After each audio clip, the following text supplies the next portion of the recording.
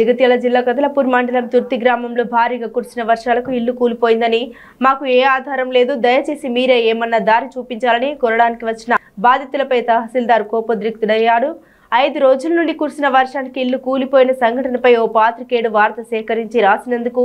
బాధితులను బెదిరించారు ఎంఆర్ఓ అక్కడే ఉన్న పాత్రికేయుని సైతం దుర్భాషలాడుతూ ఎంతమంది న్యూస్ కవర్ చేస్తారని తహసీల్దార్ పాత్రికేయులను బెదిరించారు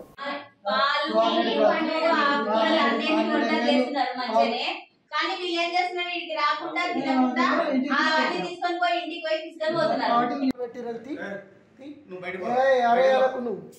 నువ్వు రికార్డ్ చేయకు అరే అనుకుంటు మరి ఏంటిది ఏంటిది ఒక ఆఫీసర్ దగ్గరికి వచ్చి రికార్డ్ చేస్తారంటే ఏమన్నాడు నువ్వు బయటికి వెళ్ళి బస్సు ఏమన్నాడు బెదిరిస్తారు ఎందుకు నాకు అర్థం కాదు నువ్వు రికార్డ్ చేయడం నేను ప్రజా తీర్పు రిపోర్టర్ని నువ్వు రిపోర్టర్ నేను ప్రజా తీర్పు రిపోర్టర్ని నా పర్మిషన్ తీసుకో మరి బెదిరిస్తారు నేను ఎంత మంచిగా మాట్లాడినా ఆగు ఎంత మంచిగా మాట్లాడినా నువ్వు బంద్ చేయాలి నేను ఎంత మంచిగా మాట్లాడినా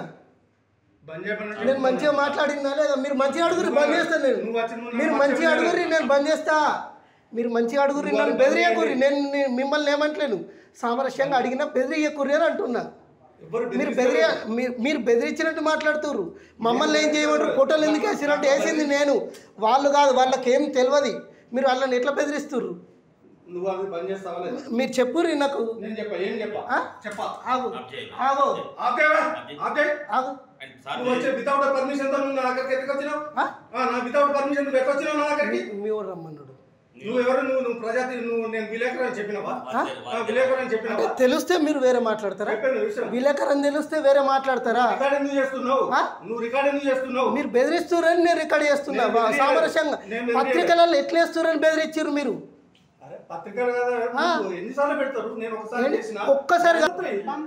అదే సార్ మరి వాళ్ళ గురించి ఎవరు పట్టించుకోకుంటే నేను కూలిపోయింది అన్నంగా ఫోటో తీసుకోవడానికి పోయినా నేను ఫోటోగ్రాఫర్ గా పోయినా వాళ్ళ సమస్య తెలుసుకొని పేపర్ కేసిన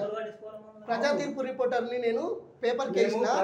ఆ మ్యాటరు 10 పేపర్లలో 10 వీడియోలలో వచ్చింది కేఫర్ ఛానల్లో ఇంకా ఎల్పీ న్యూస్ లా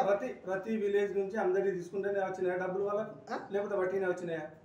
నువ్వే ఇన్ఫర్మేషన్ తీసుకుంటే వచ్చింది కదా మరి ఇన్ఫర్మేషన్ అందలేదు కాబట్టి జరుగుతాయి కొన్ని లేట్గా వస్తాయి ఏమో అదే మరి అదే మీరు అడగాల కదా అమ్మ మాకు వచ్చి చెప్పని ఉంటారు అని అంటే ఆడ సమస్య వాళ్ళకి చెప్పిర్రు అటు సర్పంచ్కి చెప్పిర్రు మిగతా వాళ్ళకి చెప్పిర్రు ఎవరు రెస్పాన్స్ రాకపోయేసరికి నాకు చెప్పిర్రు సర్పంచ్ చేసిండా ఇప్పుడు వాళ్ళకు వేరే సెంటర్ ఇచ్చింది నేనా ఆ సమస్య మీరు అలా అడగాల కానీ వాళ్ళని బెదిరించి పత్రిక రిపోర్టర్ నేను చెప్పింది చెప్తలేవు నేను చెప్పింది మాట్లాడతలేవు చెప్పు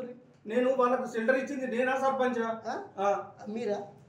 అవును మరి మీరే కదా నేనే చెప్పించిన మరి అమ్మ మీకు షెల్టర్ ఇప్పించినాం కదా దాన్ని తర్వాత చూద్దాము మీరు టెన్షన్ పడకూరు ఇడిదాకా ఎందుకు వచ్చిర్రు మరి ఇంకేమన్నా చూద్దాము నేను ఏమేమి ఉన్నాయో